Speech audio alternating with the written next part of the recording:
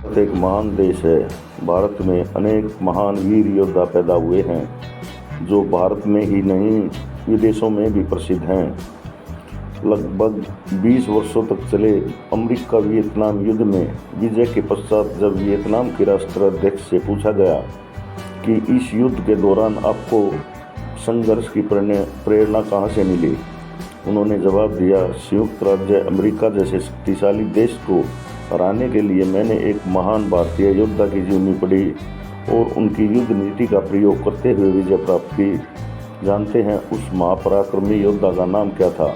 Maharana Pratap. Vietnam के राष्ट्राध्यक्ष ने यहाँ तक कह दिया, अगर ऐसे वीर ने हमारे देश में जन्म लिया होता तो आज हम संपूर्ण विश्व पर राज कर रहे होते। कुछ वर्षों के पश्चात जब उस राष्ट्राध्यक्ष की मृत्यु हुई तो उनकी समाधि पर लिखा गया था, यह महाराणा प्रताप के एक शिष्य की समाधि है। कितनी आश्चर्यजनक बात है। जिस योद्धा की वीर गाथाओं से विश्व के अन्य देश प्रेरणा ले रहे हैं, भारतीय इतिहास से उनका नाम तक मिटाने की कोशिश की गई। जिन महाराणा प्रताप को 30 वर्षों के अथक प्रयासों के बावजूद अकबर छू तक नहीं पाया, उन्हीं महाराणा प्रताप को वामपंथी इतिहासकारों द्वारा हल्दी घाटी के युद्ध में परास्त घोषित कर दिया जाता है।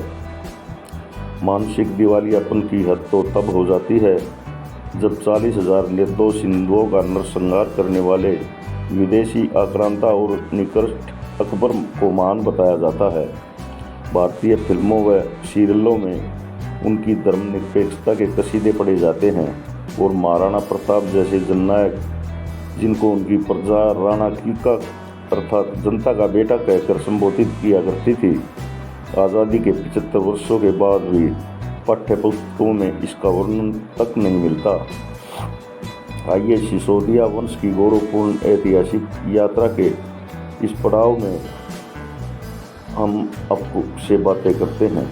हम आपको बताएंगे कि किस प्रकार महाराणा प्रताप ने आतिथ्यों का सामना करते हुए हिंदू धर्म के गौरव के लिए अपना संपूर्ण जीवन अर्पित कर दिया। साथ ही साथ इस पर भी चर्चा करेंगे कि कैसे वामपंथी इतिहासकारों ने हमारे वीरों की शौर्य गाथाओं को तोड़ मरोड़ कर पेश किया और स्वाधीनता के इतने वर्षों बाद भी किस प्रकार हमें एजेंडा के तहत तैयार किए गए पाठ्यक्रमों को पढ़ाया जाता है। जैसा कि पिछले पड़ाव में हमने आपको बताया था कि जहर देने के कारण महाराणा सांगा की मौत हो जाती है। अब मेवाड़ के महाराणा बनते हैं उनके सुपुत्र रतन सिंह। यहीं से मेवाड़ राज परिवार में सत्ता के लालच में गुटबाजी, विश्वासघात और षड्यंत्रों की शुरुआत होती है। दरअसल महाराणा सांगा की दूसरी पत्नी महाराणा रतन सिंह की सौतेली मां महारानी कर्णावती अपने पुत्र विक्रमादित्य को राजा बनाना चाहती थी। अवसर मिलते ही महारानी कर्णावती के भाई सूरजमल ने रतन सिंह की हत्या कर दी और विक्रमादित्य राजा बन गया। किंतु विक्रमादित्य एक अयोग्य शासक सिद्ध हुआ। इस अवसर का लाभ उठाकर गुजरात के शासक बहादुर शाह ने चित्तौड़ पर आक्रमण कर दिया और महारानी कर्णावती को जोहर करना पड़ा। कुछ समय पश्चात हुमायूं के साथ हुए मंदसौर युद्ध में बहादुर शाह हार गया, जिसका लाभ उठाकर मेवाड़ के सामंतों ने चित्तौड़ को पुनः अपने अधिकार में ले लिया।